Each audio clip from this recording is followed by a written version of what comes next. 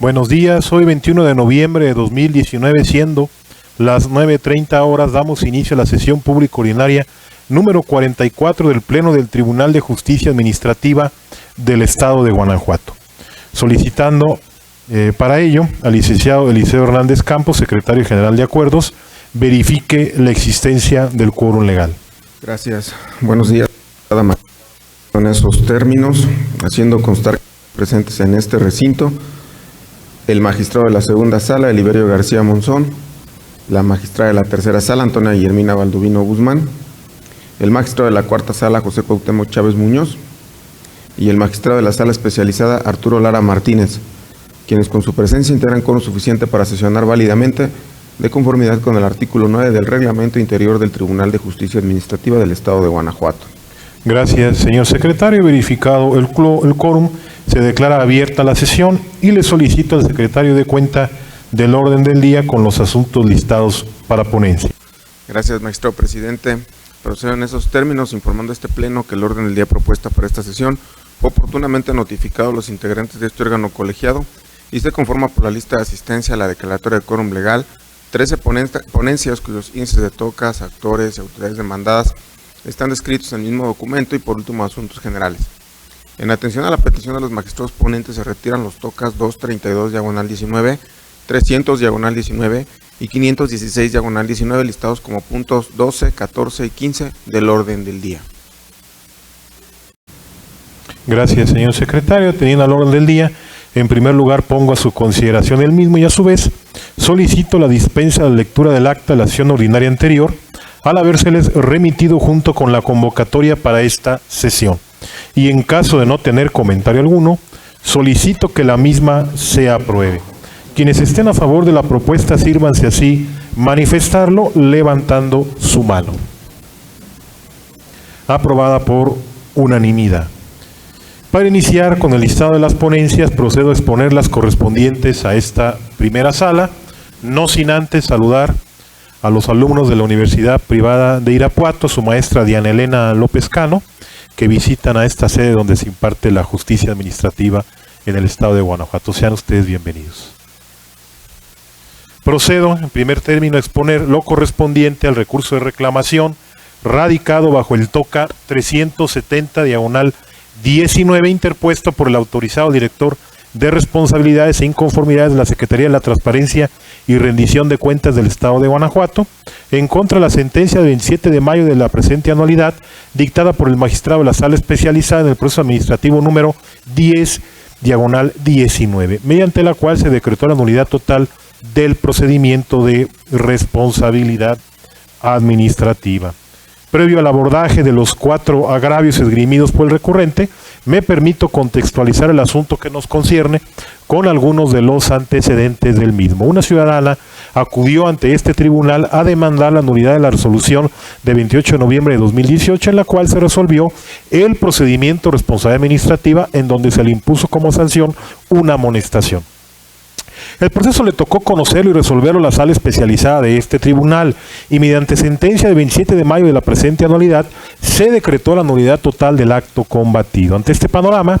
quien representa a la parte demandada presenta el recurso bajo los disensos que hoy nos concierne su análisis. Los agravios primero, segundo y tercero se analizarán por esta ponencia de manera conjunta al encontrarse los mismos relacionados. Así, esta ponencia estima inoperantes dichos agravios y por ende insuficientes para modificar o revocar la resolución que se recurre, como se demostrará enseguida. En esencia, señala el autorizado del recurrente que le causa perjuicio la sentencia dictada por el magistrado de la sala especializada en virtud de que suple de forma incorrecta la queja, esto es, decreta la nulidad del acto controvertido, considerando que los fundamentos que se citaron para imputarle al actor a la infracción administrativa no guardan relación con la competencia y atribuciones de la Dirección Financiera y Administrativa del Colegio de Estudios Científicos y Tecnológicos del Estado de Guanajuato. Continúa arguyendo que la justiciable de lo que se quejaba en su demanda de nulidad fue de la falta de pruebas con las que se pudiera demostrar quién realizó la conducta que se le reprocha, más no que del fundamento citado en la resolución. Como premisa primigenia, se afirma que es deber de todo juzgador interpretar integralmente la demanda interpuesta, esto es, debe analizarla en forma conjunta con sus anexos, determinando el verdadero sentido de su autor, incluso ante sus eventuales imprecisiones o ambigüedades, armonizando así los datos presentados para dotar a las partes de una tutela jurisdiccional efectiva. Bajo lo anterior, tenemos que la demanda de nulidad deberá estudiarse en su conjunto y no de manera aislada, aunque no guarde apego a un estricto silogismo, ya que basta con que se exprese con claridad la causa de pedir, señalándose cuál es la lesión o agravio que el justiciable estima le causa perjuicio, para que deba analizarse. Pues de no hacerse así, se violarían en su perjuicio los derechos establecidos en los ordinales 14, 16 y 17 de nuestra Constitución General y 25 de la Convención Interamericana de Derechos Humanos. En la especie, y contrario a lo señalado por el recurrente, al efectuarse un análisis integral de la demanda en el proceso de origen, se desprende del concepto de impugnación tercero que el ajusticiable se duele de que la resolución de 28 de noviembre de 2018 se encuentra indebidamente fundada y motivada, contraviniendo los artículos 14 y 16 de nuestra Carta Magna. Ergo, fue en base a dicho agravio que la sala especializada, al realizar el estudio del procedimiento de responsabilidad administrativa correspondiente, determinó que se actualizaba la causal de ilegalidad prevista en el artículo 302, fracción quinta del Código Adjetivo de la materia. En el cuarto agravio, quien representa a la recurrente aduce que la resolución de la sala especializada le irroga agravio, en razón de que en el acto impugnado se citaron entre los dispositivos legales el artículo 12 del Reglamento Interior del Colegio de Estudios Científicos y Tecnológicos del Estado de Guanajuato, el Ordinal 70, fracción segundo de la Ley General de Contabilidad Gubernamental, en relación con el Ordinal 11, fracción primera de la Ley de Responsabilidades Administrativas y de los Servidores Públicos del Estado de Guanajuato y sus municipios, aplicable en la especie, con los cuales se acreditó que el director imputado del Colegio de Estudios Superiores y Tecnológicos del Estado de Guanajuato cuenta con la facultad de controlar y supervisar el archivo general, por lo que a él pertenece,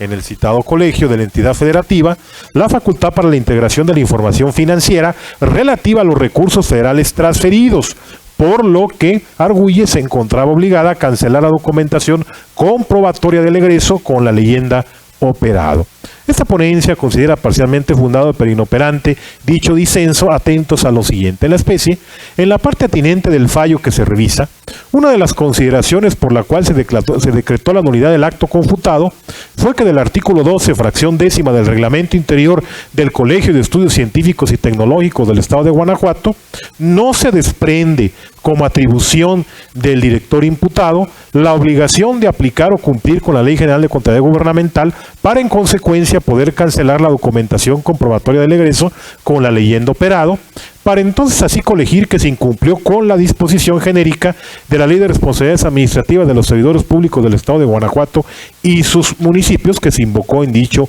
acto impugnado. Esto es, poder concluir que la imputada no fue diligente en las funciones y trabajos propios de su encargo. Sin embargo, los artículos 2, 3 y 4, fracción 12ª de la Ley General de Contabilidad, en estricto refieren que dicha norma es de orden público y tienen como objeto establecer los criterios generales que rigen la contabilidad gubernamental en nuestro país. Dicha ley de observancia obligatoria es aplicable incluso a las entidades de la administración pública estatal, ya sean federales, estatales o municipales.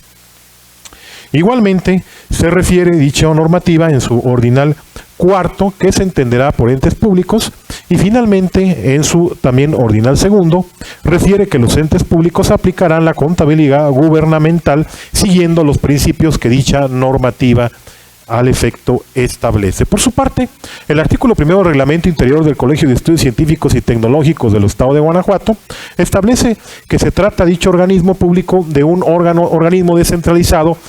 con su denominación. De un análisis integral de los anteriores ordenamientos legales, tenemos que efectivamente el Colegio de Estudios Científicos y Tecnológicos del Estado de Guanajuato, como organismo público descentralizado, está compelido u obligado a cumplir con lo previsto en la Ley General de Contabilidad Gubernamental, misma que es de observancia obligatoria para esta entidad federativa, ya sea incluso para sus organismos descentralizados. Por ello, el director imputado, así como todos aquellos servidores públicos del citado colegio, deben conocer, observar y cumplir con lo previsto en dicha ley general. De ahí lo parcialmente fundado del agravio, pero inoperante, pues si bien es cierto, quedó acreditada la obligación del Colegio de Estudios Científicos y Tecnológicos del Estado de Guanajuato, como organismo público descentralizado, de cumplir con lo previsto en la Ley General de Contabilidad Gubernamental, de la resolución controvertida, quien hoy recurre señaló que una de las atribuciones del director imputado es la de controlar y supervisar el archivo general, tal como lo prevé el numeral 12, fracción décima del Reglamento Interior del Colegio de Estudios Científicos y Tecnológicos del Estado de Guanajuato. Empero, lo que no quedó debidamente acreditado es que la servidora pública era la encargada de integrar la información financiera relativa a los recursos federales transferidos, para así atribuirle la obligación de poder cancelar la documentación comprobatoria del egreso con la leyenda operado, tal como lo previene la Ley General de Contabilidad Gubernamental en su Ordinal 70, fracción segunda. Lo anterior es así, pues de conformidad con los artículos 14 y 16 de la Constitución Política de los Estados Unidos Mexicano, los principios de fundamentación y motivación deben ser respetados en todos los actos que emita la autoridad, y de manera especial en los procedimientos administrativos sancionadores, dado que por una parte su finalidad es generar certidumbre en los servidores públicos sobre las consecuencias jurídicas de su conducta, y por otra, tratándose de las normas que confieren alguna facultad a una autoridad, acotan en la medida necesaria y razonable su atribución, en forma tal que se impida a la respectiva autoridad actuar de manera arbitraria o caprichosa en atención a las normas a las que debe sujetar su potestad sancionadora. Toda vez que el legislador precisó, con el grado de certeza y concreción constitucionalmente exigible, el núcleo básico de las conductas calificadas como infractoras y las sanciones que les corresponden. Por lo anterior, se concluye que quien hoy recurre no fundamentó ni acreditó en su acto controvertido que la servidora pública imputada era la encargada de integrar la información financiera relativa a los recursos federales transferidos, para así atribuirle la obligación de poder cancelar la documentación comprobatoria del egreso con la leyenda operado. Esto es, que su conducta encuadra en lo previsto en la Ley General de Contabilidad Gubernamental, en el Ordinal 70, fracción segunda, así como en su reglamento interior, el cual establece sus funciones dentro del Colegio de Estudios Científicos multicitado. Es así que, dadas las consideraciones anteriores, esta ponencia propone a este Pleno confirmar la sentencia emitida el 27 de mayo de la presente anualidad. Señores magistrados, ha sido expuesta la ponencia correspondiente al recurso de reclamación radicado bajo el TOCA 370/19. Si están de acuerdo con el sentido de la misma, sírvanse así manifestarlo levantando su mano. Aprobada por unanimidad. Prosiguiendo con el orden del día, aborda ahora lo relativo al recurso de reclamación radicado bajo el TOCA 491/19, interpuesto por la parte demandada en el proceso de origen en contra del acuerdo dictado por la magistrada de la tercera sala del proceso número 240/19, en la cual, entre otras cuestiones, tuvo al director general de Policía Municipal de León, Guanajuato, por no contestando en tiempo y forma la demanda de nulidad interpuesta. Previo al análisis del único agravio esgrimido por el reclamante, me permito contextualizar el asunto que nos concierne con algunos de los antecedentes cronológicos del mismo. Un ciudadano presentó demanda de nulidad, a la cual le tocó conocer la tercera sala de este tribunal. Seguida la secuela procesal, el 27 de mayo de 2019, se acordó tener al director general de la Policía Municipal de León, Guanajuato, por no contestando la demanda en tiempo y forma, al presentar su escrito de contestación de manera extemporánea. Ante este panorama, la parte demandada presenta el recurso que hoy nos corresponde su resolución. Esta ponencia considera infundado el único agravio esgrimido por el reclamante y por ende insuficiente para modificar o revocar el acuerdo que se recurre, como se demostrará enseguida. En esencia, señala quien recurre que el acuerdo emitido es contrario al principio de exhaustividad, pues resulta errónea la certificación realizada por la CUO. Del análisis del precepto 279 del Código de Procedimiento y Justicia Administrativa para el Estado y los municipios de Guanajuato, se concluye que tiene por objeto cumplir con el principio de seguridad jurídica de que debe estar revestido todo proceso, de manera que quede constancia fehaciente tanto de la fecha en que se hizo el depósito correspondiente como aquella en que fue recibido por su destinatario,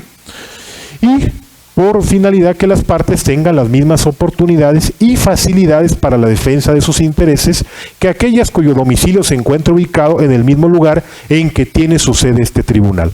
para que no tengan que desplazarse desde el lugar de su residencia hasta esta ciudad a presentar sus promociones, evitando así que los plazos dentro de los cuales deben ejercer un derecho o cumplir con una carga procesal puedan resultar disminuidos por razón de la distancia. El recurrente manifiesta que el acuerdo de 12 de febrero de 2019, en donde fue emplazado, se le notificó el 13 de marzo de 2019, no así el 12 del mismo mes y año. Ofrece como prueba en este recurso el propio oficio expedido por la CUO número 504/2019, el cual tiene un sello de que fue recibido por la Dirección General de Policía del municipio de León el 13 de marzo de 2019. Sin embargo,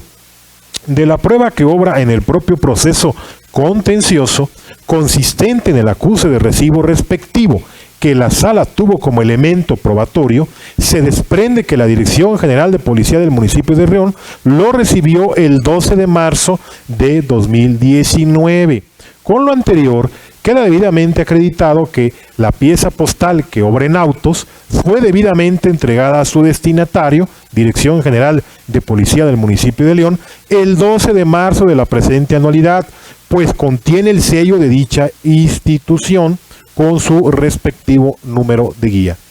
Ahora bien, con fundamento en el artículo 47 del Código de Procedimiento y Justicia Administrativa para el Estado y los municipios de Guanajuato, se presume que le fue notificado legalmente por correo certificado con su respectivo acuse de recibo el acuerdo de emplazamiento a la Dirección General de Policía del municipio de León, Guanajuato, el 12 de marzo de 2019. Pues en el proceso de origen no existe prueba en contrario que desvirtúe el acuse de recibo antes mencionado. Por ello, el término de 10 días para dar contestación surtió efectos el 13 de marzo, comenzando a correrle el 14, 15, 19, 20, 21, 22, 25, 26, 27 y feneciendo el 28 de marzo, todos del 2019, y entonces al presentar su contestación hasta el 29 de marzo de la presente anualidad, es un hecho notorio que lo hizo fuera del término de 10 días que establece el artículo 279 del Código de la materia. Sirve de sustento a tal determinación, entre otras, la siguiente tesis que me permito citar exclusivamente al rubro: notificación por correo certificado. La firma que consta en el acuse de recibo demuestra que se realizó la comunicación y corresponderá al impugnante desvirtuar la presunción legal de que goza ese acto. Hasta aquí la cita. En el orden de ideas precisado y ante el infundado agravio esgrimido, lo procedente a juicio de esta ponencia, y así se propone a este pleno, es confirmar dicho acuerdo. Señores magistrados, ha sido expuesta la ponencia correspondiente al recurso de reclamación radicado bajo el TOCA 491/19. Si están de acuerdo con el contenido del mismo, sírvanse así manifestarlo levantando su mano. Aprobado por unanimidad. Continuando con el orden del día y finalizando con las ponencias a cargo de esta primera sala, abordo ahora lo relativo al recurso de reclamación radicado bajo el TOCA 557/19, interpuesto por la parte demandada en el proceso de origen en contra del acuerdo dictado por el magistrado de la cuarta sala en el proceso número 313/19, en la cual, entre otras cuestiones, tuvo por no acreditar la personalidad de la ciudadana y como consecuencia por no presentando en tiempo y forma la contestación. Previo al abordaje de los dos agravios esgrimidos por la reclamante, me permito citar algunos de los antecedentes del asunto que nos ocupa. Una ciudadana, mediante el sistema informático de este tribunal, el 15 de febrero de 2019 presentó demanda de nulidad, la cual le tocó conocer a la cuarta sala de este órgano jurisdiccional.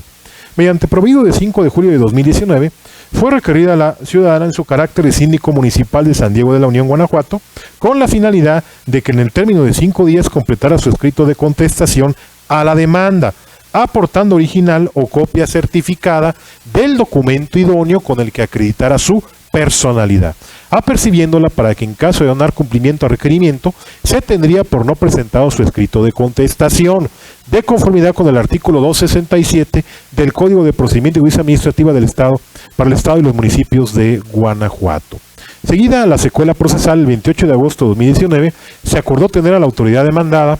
por no dando cumplimiento al requerimiento formulado y en consecuencia por no presentando su escrito de contestación de demanda. Ante este panorama, la parte demandada presenta el recurso bajo los agravios que hoy nos corresponde su discernimiento. Tales agravios se analizarán de manera conjunta al encontrarse los mismos estrechamente relacionados. Dichos disensos se consideran por este pleno infundados y por ende insuficientes para modificar o revocar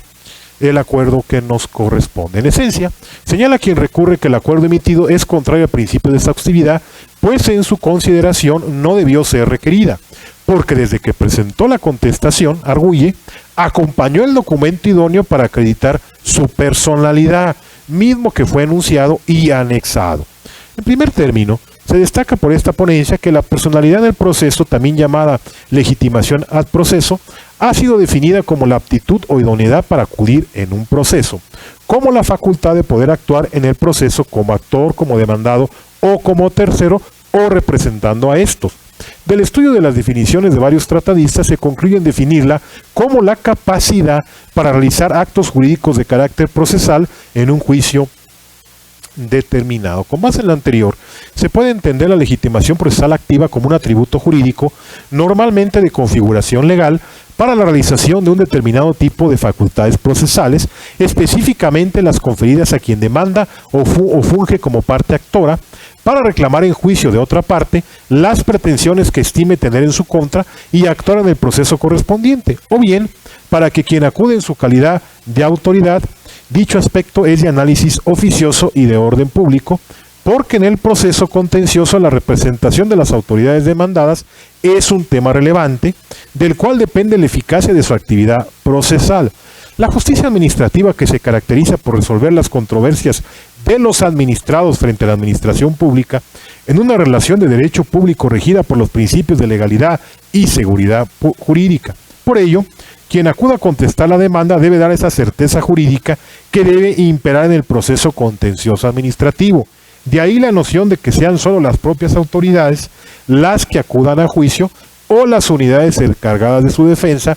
jurídica debidamente acreditada a su personalidad o bien en quien se delegue tal facultad expresamente. Así, la legitimación del proceso constituye un elemento necesario para la consecución del juicio-proceso, porque solo la persona con la calidad específica suficiente para promoverlo o contestarlo le está permitido actuar en este y ejercer los derechos o posibilidades procesales y asumir las cargas que devienen del mismo desde su inicio hasta su conclusión definitiva. En la especie, en virtud de que la demanda de origen fue presentada en la modalidad de juicio en línea, se tramitó en la forma y términos establecidos en el capítulo 9 del Código de Procedimiento y Justicia Administrativa por el Estado y los municipios de Guanajuato. Así, con fundamento en el artículo 307K de dicho ordenamiento legal, se le otorga valor probatorio pleno al acuse de recibo que obra en el expediente digital. Del cual se advierte la fecha en que se presentó la contestación sin anexos, solo la promoción de contestación. Cabe destacar que quien no recurre hizo caso omiso al requerimiento de 5 de julio de 2019 realizado por el ACUO, en donde se le solicitó completar su escrito de contestación de demanda. Esto es, que aportando original o copia certificada del documento idóneo en el que acredite su personalidad, con el apercibimiento que de no dar cumplimiento al requerimiento, se tendría por no presentado su escrito de contestación. Finalmente, no pasa inadvertido para esta ponencia que la recurrente en el presente recurso aporta la constancia de validez expedida por el Instituto Electoral del Estado de Guanajuato. Sin embargo, en términos del artículo 267 del Código de Procedimiento y Justicia Administrativa del Estado de Guanajuato y sus municipios, ya no es el momento procesal oportuno para ello. Por lo tanto, Contrario a lo expuesto por la recurrente y ante la evidencia de las pruebas que obran en el expediente digital, se advierte que no adjuntó en la contestación de la demanda el documento con el cual acreditara su personalidad, legitimación activa en el proceso, y al no dar cumplimiento en tiempo y forma al requerimiento formulado por el acuo, resultó acertado tenerlo por no contestando la demanda, con la consecuencia que ello implica, prevista en el artículo 279, último párrafo del Código de la Materia. Ante ello, y ante lo infundado de los agravios esgrimidos por el reclamante, lo procedente a juicio de esta ponencia, y así se propone este pleno, es confirmar el acuerdo recurrido. Señores magistrados, se ha dispuesta la ponencia correspondiente al recurso de reclamación radicado bajo el TOCA 557/19. Si están de acuerdo con el sentido impreso al mismo, sírvanse así manifestarlo levantando su mano. Aprobado por unanimidad. Prosiguiendo con el orden del día y para el desahogo del punto sexto del mismo, se otorga ahora el uso de la voz al magistrado Eliberio García Monzón para el desahogo de las ponencias correspondientes a la segunda sala de este tribunal. Gracias, magistrado presidente. Buenos días, compañeros que nos acompañan de la Universidad Privada de Irapuato, Guanajuato, y a su maestra Diana Elena López Cano. Bienvenidos, esta es su casa. Buenos días, magistrada, magistrados, secretario general de acuerdos. Inicio mi intervención con la exposición de la ponencia del TOCA 687, relativo al recurso de reclamación interpuesto por el titular del órgano interno de control de la Universidad de Guanajuato, en su carácter de autoridad demandada, en contra de la sentencia de 12 de julio de 2018, pronunciada en el proceso administrativo 61, sala especializada, 2017, por el magistrado de la sala especializada de este tribunal, mediante la cual se decretó la nulidad total de la resolución impugnada. Para mejor comprensión del asunto que nos ocupa, previo al análisis de los agravios hechos valer por la parte recurrente, se considera conveniente precisar los siguientes antecedentes. Primero, en el proceso administrativo principal, la parte actora impugnó la resolución de fecha 14 de septiembre de 2017, a través de la cual se decretó por su responsabilidad administrativa al transgredir los artículos 134 de la Constitución Política del Estado de Guanajuato, 57 y 105 de la Ley para el Ejercicio y Control de los Recursos Públicos para el Estado y los Municipios de Guanajuato, 18, 19, 20 y 21 y 22 de la Ley General de Contabilidad Gubernamental, y con su incumplimiento infringía las fracciones primera y segunda del artículo 11 de la abrogada Ley de Responsabilidades Administrativas de los Servidores Públicos del Estado de Guanajuato y sus municipios, en su función de coordinadora de ejercicio y control presupuestal. En consecuencia, se determinó imponerle la sanción de suspensión por 3 días y amonestación. Segundo, la sentencia que ahora se revisa, se decretó la nulidad porque la autoridad omitió asentar el precepto legal que contiene la obligación de la justiciable. Tercero, inconforme con la determinación que antecede, el titular del órgano interno de control de la Universidad de Guanajuato interpuso el recurso de reclamación que se resuelve y aduce 4 conceptos de agravio. En el primer concepto de agravio, la parte recurrente adujo en lo sustancial que la sentencia recurrida es ilegal, ya que la circunstancia de que las atribuciones y obligaciones de un servidor público no estén expresamente contempladas en una norma general es insuficiente para eximirlos de responsabilidad, y que la sentencia recurrida transgrede los principios de exhaustividad y congruencia, ya que la autoridad omitió pronunciarse sobre los argumentos que al respecto expresó la autoridad en la contestación de demanda. Es infundado este concepto de agravio por las siguientes consideraciones lógicas y jurídicas. El artículo 11 de la abrogada Ley de Responsabilidades Administrativas de los Servidores Públicos del Estado de Guanajuato y sus municipios establece las obligaciones de los servidores públicos, y el incumplimiento de cualquiera de ellas constituye la comisión de una falta administrativa. Es el caso que la autoridad demandada imputa a la Coordinadora de Ejercicio y Control Presupuestal de la Universidad de Guanajuato la comisión de las faltas administrativas previstas en las fracciones primera y segunda del artículo 11, La fracción primera de dicho artículo exige el cumplimiento de las funciones y trabajos propios del empleo, cargo o comisión o las que sean encomendadas por su superior, de donde se advierten dos supuestos. De ahí que para que se actualice el primer supuesto, se requiere que el servidor público presunto responsable tenga dentro de su esfera competencial las funciones y trabajos no realizados diligentemente y con probidad. Por esta razón, la autoridad administrativa se encuentra constreñida a externar el precepto y el ordenamiento legal que establece la o las funciones que fijan las obligaciones a cargo del servidor público sujeto a procedimiento de responsabilidad administrativa. Y para que se configure el segundo supuesto, es necesario que las funciones y trabajos le sean encomendadas al servidor público presunto responsable por el superior jerárquico y que se encuentre dentro de las facultades de este último, de donde resulta que este supuesto se debe indicar en el acto a través del cual se delega o encomienda la o las funciones o trabajos. La fracción segunda del artículo en estudio exige que se encuentre dentro de su esfera competencial la función para la elaboración y ejecución del plan, programas y presupuesto, así como el cumplimiento de la normatividad en materia de recursos económicos públicos. De esta manera, la autoridad para determinar la comisión de alguna de las faltas administrativas contempladas en esta fracción, según sea el caso, se encuentra obligada a expresar el precepto y el ordenamiento jurídico que le concede la atribución para realizar la función de formular y ejecutar el plan, programa y presupuesto, y además de precisar el origen de los recursos económicos públicos e indicar el acto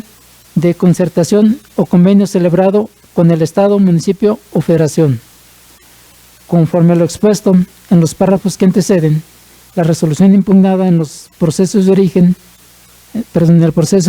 es ilegal al determinar que la presunta infractora, en su calidad de coordinadora de ejercicio y control presupuestal, transgredió los artículos 134 de la Constitución Política del Estado de Guanajuato, 57 y 105 de la Ley para el ejercicio y control de recursos públicos para el Estado y los municipios de Guanajuato, 18, 19, 20 y 21 y 22 de la Ley General de Contabilidad Gubernamental, y con su incumplimiento se infringieron las fracciones primera y segunda del artículo 11 de la abrogada Ley de Responsabilidades Administrativas para los Servidores Públicos del Estado de Guanajuato y sus municipios. Lo anterior es así, en virtud de que, como atinadamente lo sostiene el magistrado Cuo en el cuarto considerando de la resolución combatida, en el proceso de origen el órgano de control interno de la Universidad de Guanajuato omitió indicar el ordenamiento legal que le establece la o las atribuciones para realizar funciones o trabajos en materia de contabilidad gubernamental, pues para estar en condiciones de fijar la comisión de las faltas administrativas contempladas en las fracciones primera y segunda de la abrogada Ley de Responsabilidades Administrativas de los Servidores Públicos del Estado de Guanajuato y sus municipios, es menester externar la fuente de la o las atribuciones del servidor público presuntamente infractor. Esta fuente la constituye el precepto y el ordenamiento jurídico que establece la o las atribuciones de la Coordinadora de Ejercicio y Control Presupuestal de la Universidad de Guanajuato, en virtud de que en la resolución del procedimiento administrativo insoslayablemente debe vincularse el ordenamiento que establece las funciones y el que prevé la obligación del servidor público de la abrogada Ley de Responsabilidades Administrativas de los Servidores Públicos del Estado de Guanajuato y sus municipios, para acreditar la conducta reprochada, que la conducta reprochada encuadra en alguna de las hipótesis jurídicas establecidas como faltas administrativas en las fracciones primera y segunda del artículo 11 de la aludida ley. Sobre el particular, es de resaltarse que, contrariamente a lo insinuado en el argumento objeto de estudio, en la resolución impugnada en el proceso de origen se omitió citar el artículo que prevé de forma específica las funciones u obligaciones de la Coordinadora de Ejercicio y Control Presupuestal, cuyo incumplimiento reprocha a la autoridad. Y es el caso que la sentencia de origen determinó que no fue así, de donde resulta evidente que formalmente no se acreditó la falta de diligencia y de probidad en el cumplimiento de sus funciones, ni el incumplimiento de la normatividad en materia de recursos públicos. En consecuencia, en la especie, es inexistente la comisión de las faltas administrativas imputadas a la parte justiciable, dado que de ninguno de los artículos citados se refieren a las obligaciones propias del cargo de la coordinadora y de ejercicio y control presupuestal, ya que los deberes de realizar o no funciones en materia presupuestaria constituyen un elemento fundamental para determinar para tener por justificada o no las hipótesis jurídicas consideradas como faltas administrativas en las fracciones primera y segunda del artículo 11 de la pluricitada Ley de Responsabilidades Administrativas de los Servidores Públicos, respectivamente. Por último, cabe destacar que la sentencia recurrida no vulnera los principios de exhaustividad y congruencia al omitirse pronunciarse sobre los argumentos expresados en la contestación de la demanda, toda vez que la argumentación externada en el sentido de que se citó el precepto legal, que no se citó el precepto legal que contiene las obligaciones de la justiciable, es suficiente para sostener la legalidad y validez de la sentencia recurrida. De ahí que resulta innecesario el estudio de los demás argumentos expresados en dicho escrito, por lo que en este aspecto no se le causa perjuicio jurídico alguno a la parte recurrente. En el segundo concepto de agravio, en esencia se señaló que la sentencia recurrida es ilegal, ya que en su punto considerativo sexto, apartado tercero, el cual se identifica como estudio de los medios de prueba, se realizó un indebido examen de los medios de prueba. En el tercer concepto de agravio, en lo sustancial, se dedujo que la sentencia recurrida es ilegal, ya que ningún apartado de la resolución requerida al procedimiento de responsabilidad administrativa 141/2016-3 se remite a razonamientos de hecho y consideraciones legales ajenas a la resolución de referencia. En el cuarto concepto de agravio, en lo toral, se alegó que la sentencia recurrida es ilegal, ya que se finca en diversas tesis de tribunales colegiados de circuito, mismas que no son vinculantes para este tribunal. Son inoperantes estos conceptos de agravio por las siguientes consideraciones lógicas y jurídicas. En la sentencia recurrida se decretó la nulidad porque la autoridad omitió asentar el precepto legal que contiene los deberes de la justiciable. Sin embargo, en estos tres conceptos de agravio planteados por la autoridad recurrente no se expresan razonamientos lógicos y jurídicos tendentes a refutar estos aspectos de la sentencia recurrida. De ahí que se califiquen de inoperantes los agravios. En consecuencia, ante lo infundado y la inoperancia de los conceptos de agravio, se propone a este honorable pleno confirmar la sentencia recurrida, lo anterior con fundamento en el segundo párrafo del artículo 311 del Código de Procedimiento y Justicia Administrativa para el Estado y municipios de Guanajuato. Es cuanto, magistrado presidente.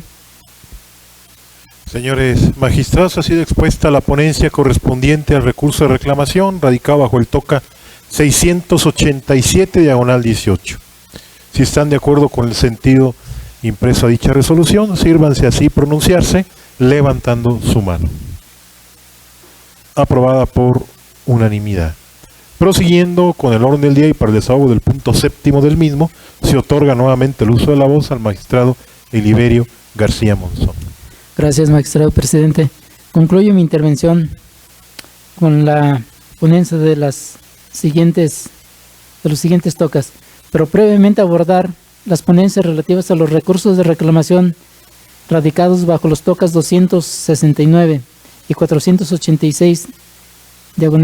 ambos del año 2019. Pido al magistrado presidente que por su conducto se solicite autorización a este honorable pleno para tratar de manera conjunta las referidas ponencias por la similitud de los recursos, en virtud de que las razones que sirven de apoyo legal a las resoluciones en cuestión son similares. Señores magistrados, se han impuesto de la solicitud de ponencia conjunta respecto a los recursos de reclamación, radicados bajo los TOCA 269/19 y 486/19, correspondientes a los puntos séptimo y octavo del orden del día. Si están de acuerdo con dicha propuesta, sírvanse así manifestarlo. Adelante, magistrado ponente. Gracias, magistrado presidente. Abordo las ponencias de los TOCAS 269, diagonal 2019 PL y 486, diagonal 2019 PL, relativos a los recursos de reclamación interpuestos por las autoridades de tránsito demandadas en las causas naturales en contra del acuerdo de 5 de abril de 2019, pronunciado en el proceso administrativo 640, diagonal primera sala, diagonal 2019, por el magistrado de la primera sala de este tribunal, en el que se concede la suspensión con efectos restitutorios, y del acuerdo de 5 de abril de 2019, pronunciado en el proceso administrativo 758, diagonal tercera sala, diagonal 2019, por la magistrada de la tercera sala de este tribunal, en el que se concede la suspensión del acto impugnado. Es innecesario el estudio de las consideraciones en que se sustentaron los acuerdos en materia de los recursos y de los agravios formulados en su contra por los recurrentes, pues este tribunal en pleno determina que es procedente dejar sin efectos los referidos recursos de reclamación, en virtud de que los procesos administrativos de origen de los que derivan los autos en los cuales se concedió la suspensión de los actos impugnados, concluyeron con el dictado de las sentencias emitidas en la primera y tercera sala de este tribunal respectivamente. Con el fin de demostrar el acerto anterior, se toma en consideración lo siguiente. Primero, en cada proceso administrativo principal, la parte actora impugnó el acta de infracción que se emitió en su contra y en su respectiva demanda solicitó la suspensión del acto impugnado. Segundo, en cada acuerdo recurrido se otorgó la suspensión. Tercero, inconforme con el otorgamiento de la suspensión,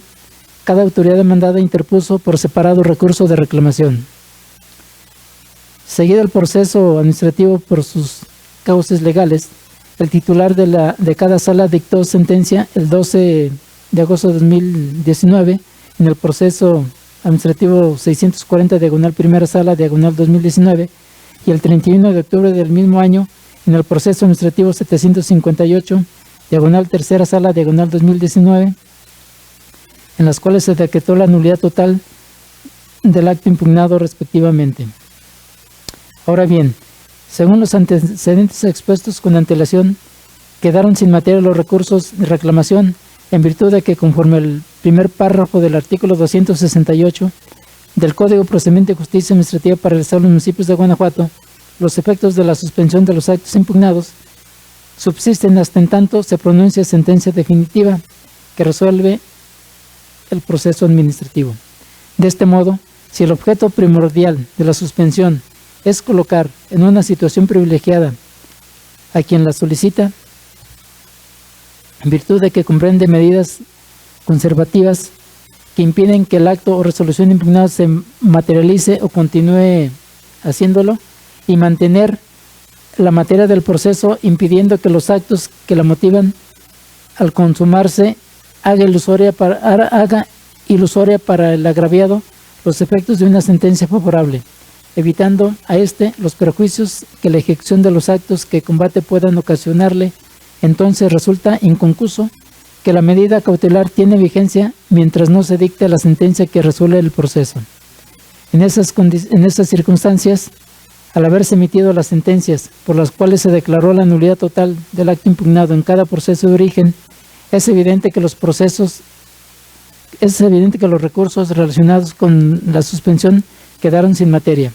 En consecuencia, se propone a este honorable Pleno declarar sin materia los recursos de reclamación que nos ocupan, lo anterior con fundamento en el segundo párrafo del artículo 311 del Código de Procedimiento de Justicia Administrativa para el Estado de los Municipios de Guanajuato. Es cuanto, magistrado presidente.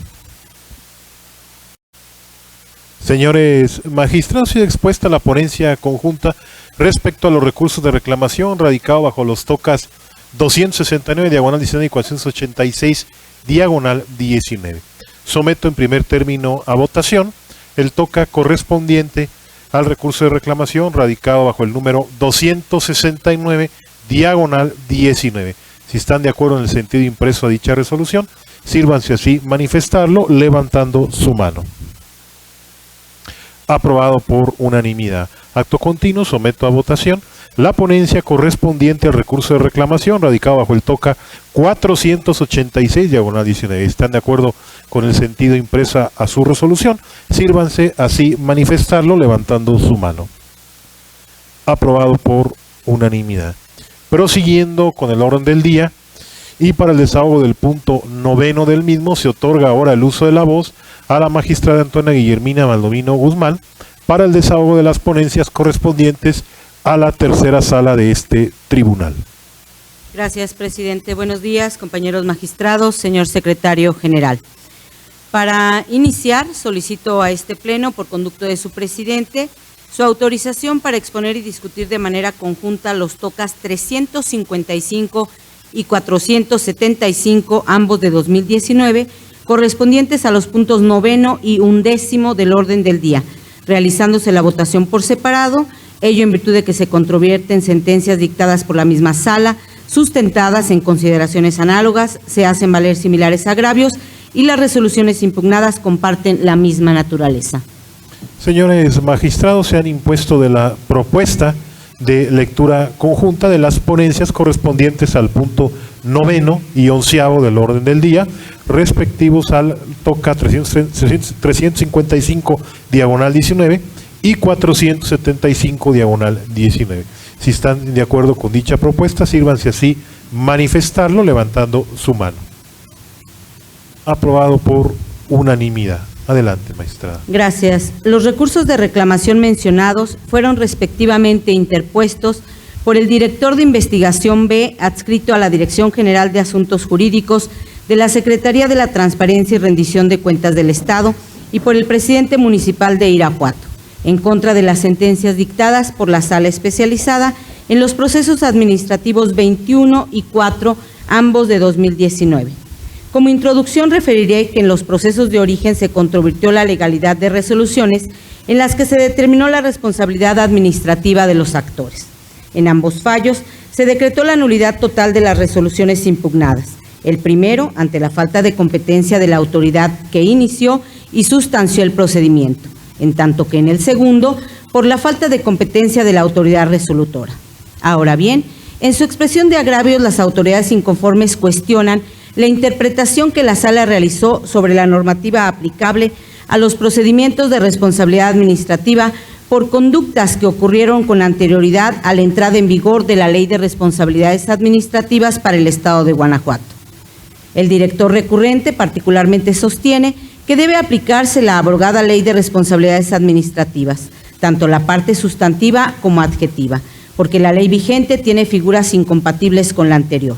A su vez, el presidente municipal refiere que aun cuando la etapa de investigación y el procedimiento de responsabilidad administrativa prevén distintos objetivos, constituyen un todo dentro del procedimiento, pues si la investigación da como resultado la instauración del procedimiento en contra de un servidor público, es absurdo considerar que no guardan una estrecha relación y que por ello deben seguirse bajo ordenamientos distintos. Los planteamientos referidos son infundados. Como es sabido, la vigente Ley de Responsabilidades Administrativas para el Estado de Guanajuato entró en vigor el 19 de julio de 2017. En el artículo 3 transitorio de la citada ley, se estableció que los procedimientos administrativos que se encuentren en trámite al momento en que entre en vigor se sujetarán a las disposiciones contenidas en la abrogada Ley de Responsabilidades Administrativas hasta su total resolución, inclusive los recursos que se encuentren pendientes de resolución. Ahora bien, para determinar cuál es la normativa aplicable al trámite de un procedimiento de responsabilidad administrativa, primero debe definirse cuándo inicia, pues esa es la condición que impuso el legislador en el artículo 3 transitorio del decreto mediante el cual se expidió la vigente ley. La abrogada ley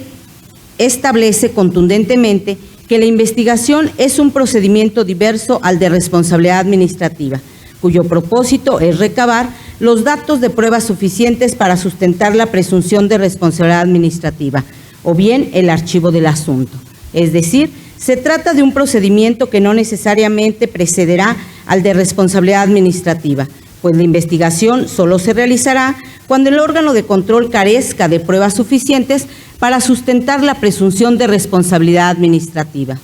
Respecto al procedimiento de responsabilidad administrativa, la abrogada ley establece que inicia con la notificación que se haga al servidor público del acuerdo en el que la autoridad determine su instauración. Por su parte, la vigente ley también concibe la etapa de investigación como una fase previa e independiente del procedimiento de responsabilidad administrativa. Esto queda patentizado al establecer que una vez que la autoridad investigadora califica la conducta atribuida al servidor público, el informe de presunta responsabilidad administrativa se presenta ante una autoridad distinta, substanciadora, la que finalmente dicta un acuerdo de inicio del procedimiento de responsabilidad administrativa.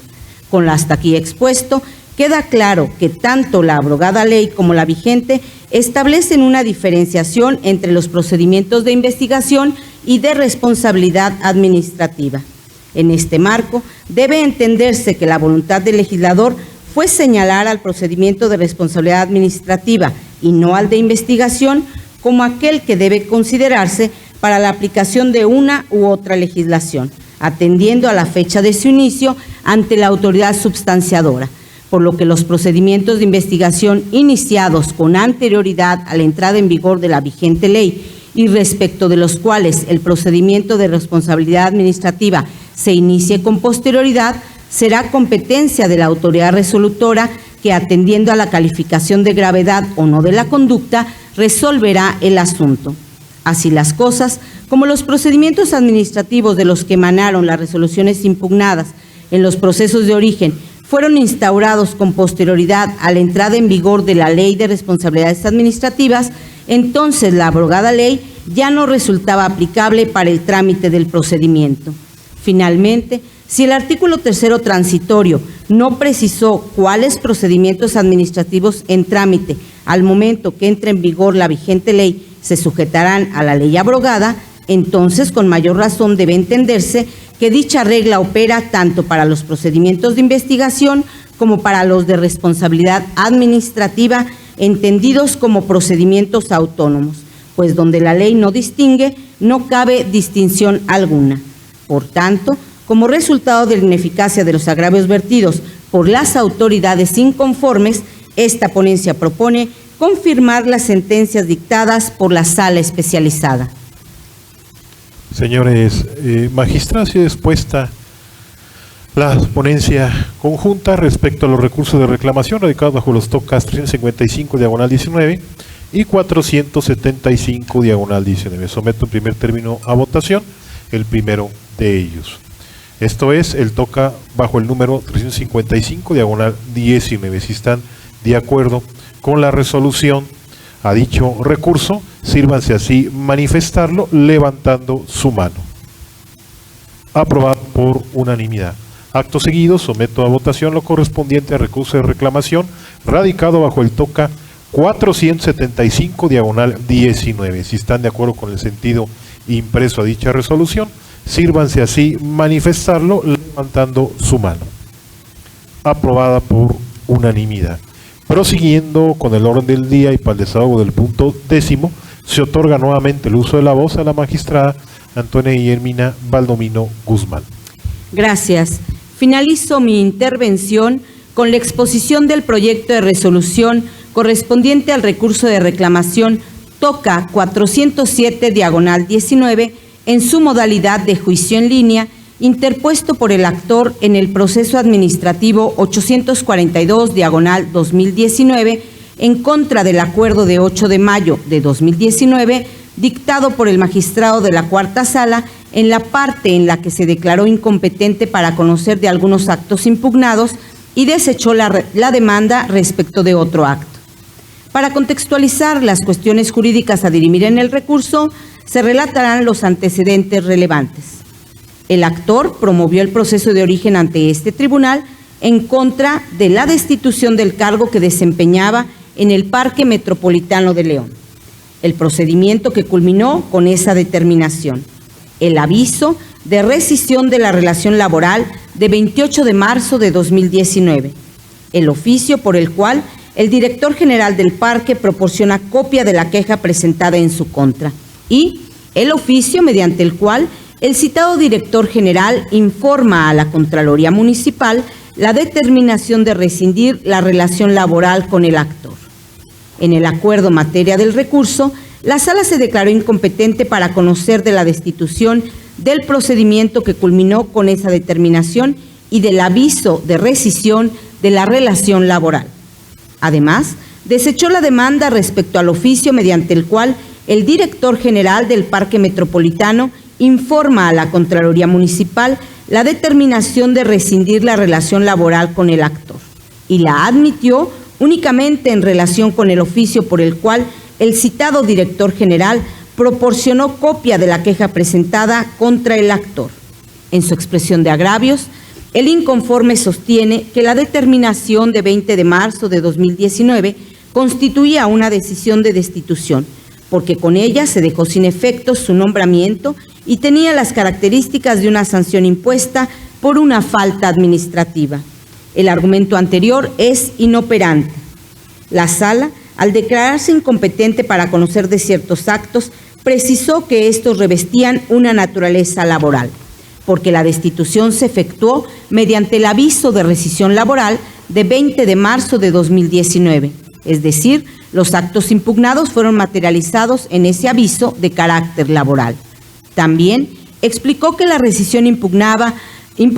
no constituía una sanción impuesta por una falta administrativa, porque su causa fue la falta de probidad y honradez del trabajador prevista en la fracción segunda del artículo 47 de la Ley Federal del Trabajo, lo cual hacía evidente que los actos impugnados derivaban de un conflicto entre trabajador y patrón y que por ende su naturaleza era laboral. Sin embargo, el agravio es inoperante porque el recurrente alega cuestiones que ya fueron estudiadas por la Sala y que resultaron insuficientes para que se estimara competente para conocer de los actos impugnados. Por otro lado, el inconforme refiere que demostró la existencia de la destitución, que tenía legitimidad en el proceso y que la demanda se presentó dentro del término previsto por el Código de Procedimiento y Justicia Administrativa. Tal planteamiento es inoperante. La causa toral por la cual la Sala se declaró incompetente para conocer de la destitución, del procedimiento que culminó con esa determinación y del aviso de rescisión de la relación laboral fue que eran actos de naturaleza laboral y no administrativa. Por otra parte, el argumento sustancial por el cual la Sala desechó la demanda con respecto al oficio de 28 de marzo de 2019 fue que éste no constituía un acto administrativo, porque únicamente se trataba de una comunicación entre autoridades sobre una determinación previa. Luego, es inexacto que la Sala haya concluido que la demanda se presentó fuera del término de 30 días, o bien que el actor careciera de interés jurídico para promover el proceso administrativo. En otro orden de ideas, el inconforme expresa que la Sala omitió considerar como actos impugnados diversos actos descritos en la demanda. El motivo de disenso hecho valer por el recurrente, aunque es fundado, deviene inoperante. Cierto es que al transcribir los actos impugnados, la Cuarta Sala no incluyó varios actos a los que el demandante atribuyó esa calidad en su escrito inicial, de ahí lo fundado del agravio. Sin embargo, las salas de este tribunal están obligadas a estudiar la demanda de manera integral, tomando en consideración no solo la información que el actor exprese en cada apartado o capítulo de su demanda de manera separada, sino que debe analizarla como un todo, lo cual garantiza los principios de congruencia y exhaustividad, favoreciendo la protección amplia de los derechos del actor. Así, el principio de congruencia y exhaustividad no conlleva la obligación del juzgador de considerar como actos impugnados todos los señalados en la demanda, sino aquellos que de su análisis integral se desprenda que son intención del demandante controvertir. En ese entendido se advierte que fue derivado de ese estudio integral que la Sala consideró como actos impugnados solo algunos a los que el actor atribuyó ese carácter. Finalmente, el recurrente sostiene que la Sala debió admitir la demanda en contra del oficio en el cual el director general del Parque Metropolitano hace declaraciones sobre la gravedad de la falta administrativa que se le imputó. Sin embargo, tal planteamiento es inoperante porque tampoco refuta el argumento por el cual la Sala determinó que no se trataba de un acto administrativo susceptible de ser impugnado en este tribunal. Por tanto, ante la ineficacia de los agravios vertidos por el inconforme, esta ponencia propone confirmar el acuerdo dictado por la cuarta sala.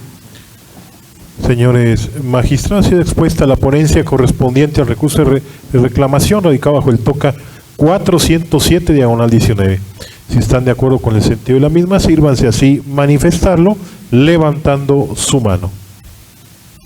Aprobada por unanimidad. Prosiguiendo con el orden del día, y dado que se ha retirado el recurso de reclamación correspondiente al punto 12º,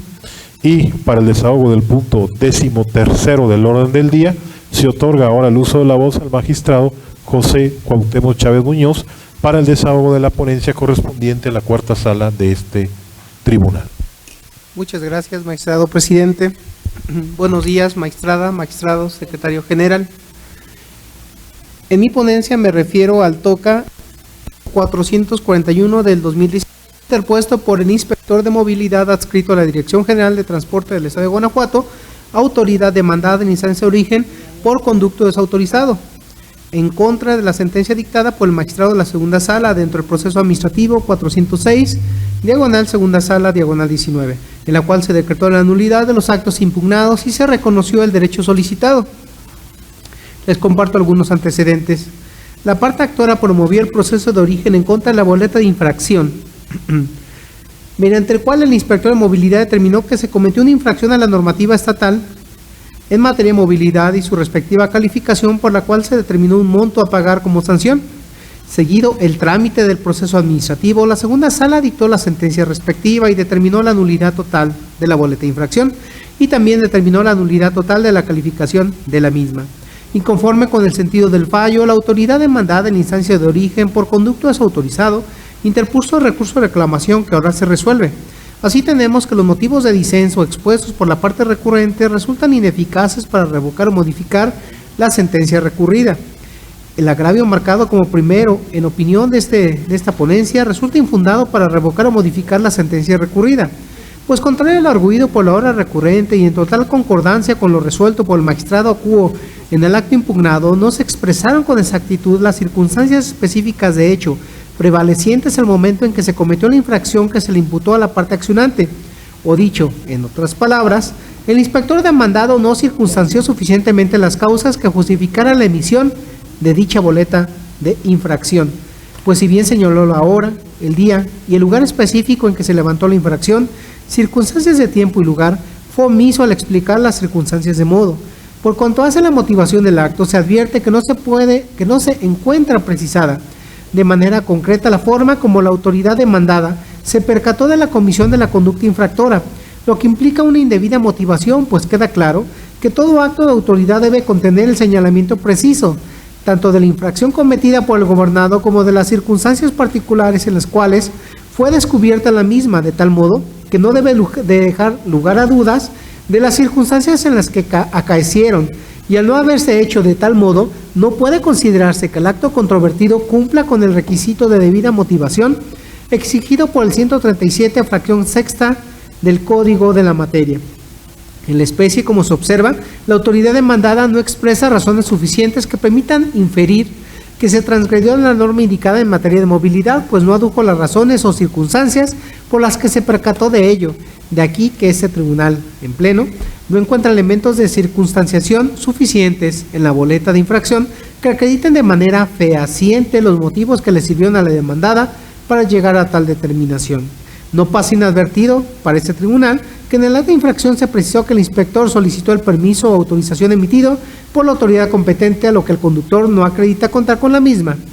Sin embargo, no se indicó si el conductor se negó a exhibir la documentación solicitada o simplemente negó contar con la misma. Ahora bien, la mera descripción genérica de la falta administrativa priva a la parte actora de la oportunidad de controvertir correctamente lo asentado en el instrumento impugnado y en su caso aportar las pruebas que considerara idóneas para desvirtuar la falta imputada. Importa enfatizar que la autoridad de movilidad al emitir actas de infracción funge como testigo, juez y parte, así que lo menos que debe exigírsele es que tales actas sean cuidadosamente motivadas, de manera tal que de ella se desprenda claramente cuál fue la versión de los hechos afirmada por la autoridad para determinar con un relativo margen de seguridad legal la aplicabilidad de la sanción prevista en la norma relativa. En el agravio marcado como segundo, esencialmente, la parte recurrente argumenta que resulta excesivo que la CUO haya resuelto que la motivación debe de ser exhaustiva, ya que con ello pasa por alto que siempre y cuando el acto administrativo contenga los elementos necesarios para que el afectado esté en aptitud de realizar la adecuada defensa, se considera que el acto administrativo está debidamente fundado y motivado, lo cual, según la parte recurrente, se desprende de la jurisprudencia del rubro fundamentación y motivación. El aspecto formal de la garantía y su finalidad se traducen en explicar, justificar, posibilitar la defensa y comunicar la decisión. Tal agravio deviene infundado, ya que dicha jurisprudencia, en lugar de fortalecer su argumento, lo demerita, pues si bien es cierto, en la tesis citada, se sostuvo que para considerar un acto debidamente motivado, basta que quede claro el razonamiento sustancial al respecto, sin que pueda exigirse formalmente mayor amplitud que la expresión de lo estrictamente necesario. No menos verdad es que también se resolvió que la motivación tiene como propósito primordial que en particular conozca el para qué de la conducta de la autoridad, lo que se traduce en darle a conocer a detalle y de manera completa todas las circunstancias que determinaron el acto de voluntad, para que de esa manera pueda cuestionar y controvertir dicha decisión, permitiéndole una real y auténtica defensa, tal como lo determinó el magistrado acuo, de aquí lo infundado de su agravio. Finalmente, los agravios marcados como tercero, cuarto y quinto se expone que es incorrecta la condena a la devolución de la cantidad pagada con motivo de la multa de forma actualizada. Dichos motivos de disenso, en opinión de esta ponencia, resultan infundados. Los artículos 37 y 38 del Código Fiscal establecen que cuando un ciudadano solicite lo que ha pagado de manera indebida, la autoridad deberá devolver la cantidad y para ello tendrá un plazo de 50 días siguientes a la fecha de presentación de la solicitud. La anterior hipótesis, un pago indebido, acorde a lo previsto por el párrafo quinto del citado 38, conlleva tres posibilidades. Sin embargo, en cualquiera de los escenarios es indispensable que medie una solicitud de devolución de lo que se pagó de manera indebida. Por otro lado, en los artículos 29 y 38 del mismo código, se prevé que el monto de los aprovechamientos, como lo son las multas, deberá actualizarse por el transcurso del tiempo y con motivo de los cambios de precios en el país, para lo cual se aplicará el factor de actualización a las cantidades correspondientes. En este contexto, se concluye que en el caso concreto, si bien es cierto, no es procedente el pago de intereses, porque no hubo una solicitud de devolución. En cambio, como el pago que realizó la parte actora deriva de la multa que se impuso con motivo del acto impugnado, entonces debe reintegrarse el monto que erogó más la actualización respectiva en términos de los artículos 29 y 38, párrafo cuarto del Código Fiscal. De ahí que las premisas jurídicas plasmadas con antelación evidencian lo infundado de la disconformidad en estudio. Así, al resultar ineficaces los argumentos esgrimidos a manera de agravios por la autoridad inconforme, lo procedente, en opinión de esta ponencia, es confirmar la sentencia dictada por la segunda sala. Es cuanto, magistrado presidente. Señores magistrados, ha sido expuesta la ponencia correspondiente al recurso de reclamación radicado bajo el TOCA 441/19. Si están de acuerdo con el sentido de la misma, sírvanse así manifestarlo levantando su mano. Aprobado por unanimidad. Continuando con el orden del día y toda vez que se han retirado las ponencias correspondientes a los puntos 14º y 15º del orden del día, le solicito al señor secretario de cuenta con los asuntos generales. Gracias, magistrado presidente. Informo que fueron recibidos los comentarios relativos a las iniciativas con proyecto de decreto mediante la cual se reforman los artículos 11 y 14 de la Ley de Responsabilidad Patrimonial del Estado y los municipios de Guanajuato, y por la que se adiciona un artículo 266 bis al Código de Procedimiento y Justicia Administrativa para el Estado y los municipios de Guanajuato, ambas formuladas por diputados integrantes del grupo parlamentario del Partido Revolucionario Institucional, de tal forma que se somete a su consideración para efectos de su aprobación y posterior remisión al Congreso del Estado para los fines legislativos que resulten convenientes las opiniones jurídicas realizadas a las antes referidas iniciativas. Lo anterior con fundamento en lo previsto por los artículos 25, fracción 16ª de la Ley Orgánica del Tribunal de Justicia Administrativa del Estado de Guanajuato. Señores magistrados, ¿tienen algún comentario sobre el asunto antes expuesto? No habiéndolo, si están de acuerdo con las propuestas de opinión jurídica realizadas a las referidas iniciativas, sírvanse así manifestarlo levantando su mano. Aprobada por unanimidad. En ese sentido, no habiendo más asuntos que tratar y agotados los puntos listados en el orden del día, declaro cerrada la sesión ordinaria de pleno número 44 del Tribunal de Justicia Administrativa del Estado de Guanajuato del día de su fecha, siendo las 10 horas con 31 minutos. Gracias a todos por su asistencia y participación. Que tengan todos un excelente día. Aprovecho asimismo para saludar y reconocer, felicitar a los compañeros que obtuvieron el campeonato de fútbol en el torneo de la justicia administrativa. Muchas felicidades.